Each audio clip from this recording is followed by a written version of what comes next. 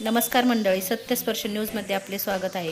शिराळा आणि वाळवा तालुक्यातील शेतकऱ्यांसाठी एक दिलासादायक घडामोड समोर आली आहे. रब्बी हंगामातील पिकांना आवश्यक असलेला पाणी पुरवठा सुरळीत व्हावा यासाठी वाकुर्डे उपसा सिंचन योजनेला आता गती देण्यात येणार आहे.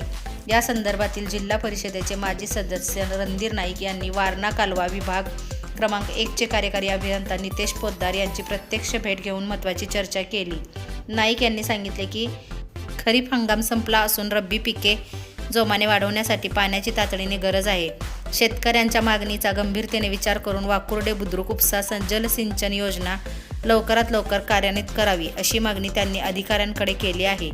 यावेळी रेटरे सरपंच हर्षवर्धन पाटील, उपसरपंच मदन पाटील, सुरुल सरपंच शंकर चव्हाण तसेच बंडा नांगरे, अमोल पाटील, पांडुरंग गायकवाड, आनंदराव निकम, राजू पाटील यासारखे मान्यवर मोठ्या संख्येने उपस्थित होते. शेतकऱ्यांच्या हिताचा हा महत्त्वाचा विषय लवकरात लवकर मार्गी लागावा आणि रब्बी हंगामात पिकांना पाणी मिळून भरघोस उत्पादन व्हावे ही सर्वांची अपेक्षा. वाकुर्डे सिंचन योजनेला मिळालेली गती म्हणजे शेतकऱ्यांसाठी आशेचा नवा किरण. रब्बी हंगामातील पिकांना योग्य वेळी पाणी मिळालं तर समृद्धी आणि समाधान दोन्ही वाढणार आहे. प्रशासन आणि शेतकरी यांची केलेली समन्वय बैठक शेतीला नवजीवन देणारी ठरणार आहे. सत्यस्पर्श लाईव्ह न्यूजसाठी सांगली जिल्हा प्रतिनिधी राजेंद्र गावडे.